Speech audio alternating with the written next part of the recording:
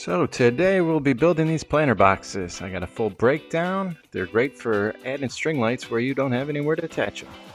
I will put the cut sheet and the material list down in the description, and if the video gets enough views I'll end up making a PDF so you can download and print it out. But basically you're going to need about, I believe, 6 or 7 fence pickets, 4x4, a little bit of concrete if you want to hold yours down, brad nails, some Titebond 3, definitely a DIY, don't need too many tools. Stack your boards, you can cut faster. This ain't fine woodworking, we're just making some planter boxes.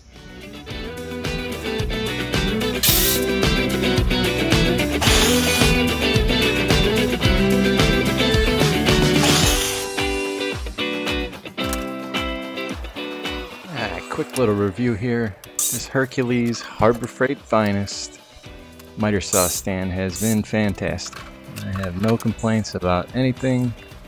It does the job. Thumbs up. So with the legs, you're going to need 8 boards, but you're going to take the 4 16-inchers, basically cut them down the middle, 2.5 inches, run them through your table saw. This one, it would be a lot easier if you had a table saw, but you could split one with the circular saw. You had some talent. I tell you what, the picket boards from Home Depot, don't know which way they're going. Some are like a taco, some are crooked. I don't know where they get these boards from. I've never seen a tree as bent as some of these boards. But hey, just a planter, it's going outside. And on to assembly. You got your Titebond 3, it's rated for outdoors. I'm sure you can use the other ones, but this one is made for being outdoor. So you get your little squiggle on. You're gonna glue your legs on. I glue them onto the long sides, your 24-inch pieces. And once you get it nice and flush, make sure everything's nice and square, straight. You're gonna hit it with the brads. You want to use 1-inch brad nails. And I got this little gun off Amazon. I don't even know if they sell it anymore. If they do, I'll put the link in the description. But it works like a champ. The only problem is it doesn't go to 2-inch brad nails. But this is one side. I want to make sure everything's nice and straight. Not looking for perfection, but straight will definitely help. So now, once you got it on the side, you're going to glue your other piece of leg on there. So this is the 2.5 by 16-inch, or all these measurements could be made to whatever you're looking for. Just use the same sort of assembly process, and you'll have a planter's box. Now, once again, we're just going to be shooting brads into the side here. You'd be surprised how strong this thing is at the end. Now that you have both sides completed, we need to put the sides in. I mean, I guess they're all sides. What side are you on? This whole process is just glue and brad nails. Oh, and some screws in the bottom. And in the 4x4. I guess it's really not nails and glue. It's a process. Now that you have your box together, you're going to put the bonnet in. Again, brad nails. You could put some glue, add a little more strength. You're probably thinking, Charlie, that's not going to be strong enough. How is that going to hold anything? Well, just hold on to your horses. We'll get there. Right now, we're just putting the bonnet in. Brads on brads on brads. Sounds like it could be some kind of film that would be inappropriate. But we're going to focus on the box here. Alright, so we got those two in. These are the sideboards, the 22 and 7/8. No, 22 and 3/4. But apparently I did not cut one correct. That one, garbage. Throw it away. And then I was working on some spacing here. Thought, I'll put little gaps, they'll drain like that. But I ended up not liking it, and you'll see what I got to at the end. But you could probably do this. I am just going to be pouring concrete into mine to make sure it doesn't go flying in the Windy City winds, even though I know that's for politics. Yeah, see? That didn't work, sir. Back to the drawing board. Don't worry, you don't have to go to the drawing board. I will solve the puzzle for you. That's what you're here for. No thinking, just listening.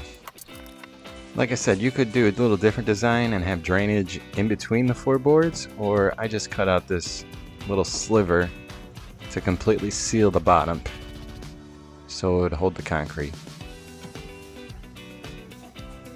Look at that cut though, like a glove. Then you're gonna whip out your measuring tape, see what you got, and I want to cross the boards. I figured that would be stronger. Obviously you want to go perpendicular. I don't know why you would go the other way, that wouldn't really make sense. But here they are. Mine turned out to be 24 inches. I would just measure just in case. Yours is a little different. But what I did here is install some 2-inch deck screws. We're just adding some more support. I don't want this thing just collapse from the concrete, the dirt, all the stuff you're going to put in your planter box. Whatever your heart desires. No judgment here. I did pre-drill these. You could probably get away with not pre-drilling them. I mean, cedar's pretty soft. But I didn't want to split anything open, so took a minute and pre-drilled everything. But I tell you what, this thing is pretty sturdy. I had the 100 pounds of concrete in the bottom of mine, and I stood in it at 280 pounds. Didn't flex at all. So strength is not an issue. Here we are measuring for our supports for the 4x4. Now you clearly wouldn't put them that way. We want to go perpendicular there. There we go. Again, I would measure just because every box is not going to be the same unless you're some kind of perfectionist, which I am not. Just a handyman, not a woodworker. Again, Charlie, listen to me here. We're not putting them that way. Don't do that. Stop. It's wrong. YouTube magic. There they are. Cut and ready. Going perpendicular. This will add some more support to the bottom of these. I'm telling you, these things are a beast once you get it all together. Once you've confirmed that your 2x4s are going to fit, we're going to need to lay them out so we can put that 4x4 right in the center of them. So here you're going to find the center of your board. Then you will measure 1 3/4 inches over to get the sides, because your board is going to be 3.5 inches of 4x4. Then we take those 2-inch deck screws, line up your 4x4, and then screw it in. Pretty simple stuff here. Now that you've got it in, it was a little bit, I should have filmed it, it was a little bit of a riot to get this thing in because my garage is not really tall enough. Once you get it in, you're going to take some screws. These are 3-inchers. You just put one in each. You could probably do 2 if you wanted to. You want to be wasteful. I'm putting concrete in the bottom of mine, so this thing ain't going anywhere. You're going to spin it around. Put your screws in the other side. Your planter box should resemble something like this. Pretty solid. But, next step. Let's make it even more solid. You're going to take some 2-inch screws or 3-inch screws. Oh, we missed. And you're going to put them into the bottom. Just another support measure. Can't have too much support, I would say. Don't want anybody complaining these are too flimsy. The aim was not good today, but we got it. We get there eventually.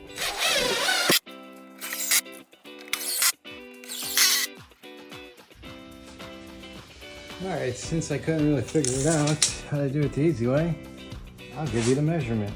It's going to be 27 3/4 to the long side of the cut.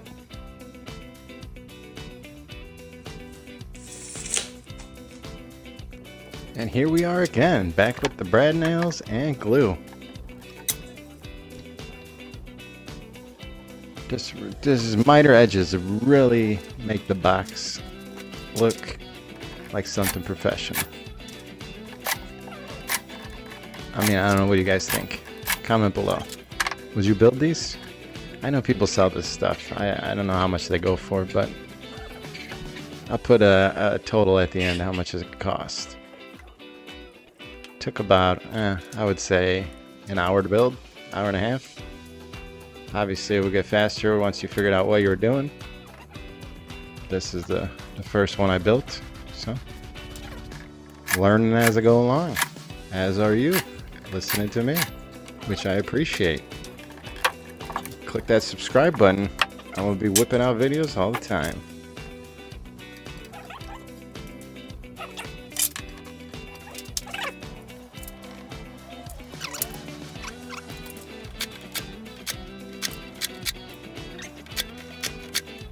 I won't bore you too much with this concrete. It's an extra step.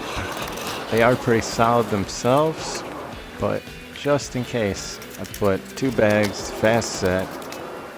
Basically just add water, mix it up.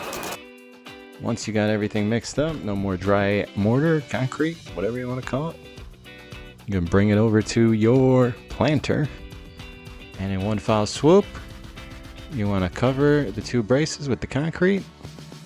Make a little dome so you get some drainage. You don't want all the water to rot the planter box. You're definitely going to need some drainage.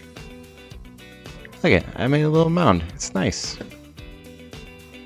It's like an igloo.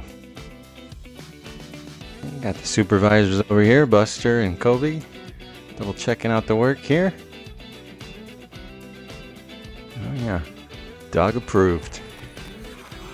And here I'm just adding a couple more drainage holes just in case. Last thing you want is a bunch of water just sitting in the bottom of the box, rotting it away. And I went and got some potting soil. You're gonna need 2 bags per box. 1 bag wasn't enough. But I threw some flowers in there. Definitely no Martha Stewart of the gardening world. But boss came out, checked it out. So it was good. I'm gonna get some more flowers. I did add some hooks and the string light hanging system. I'll put that link in the description. But yeah, you can use your imagination what you can do with these poles. Thanks for watching. Click that like, click that subscribe, ring the bell. Job done.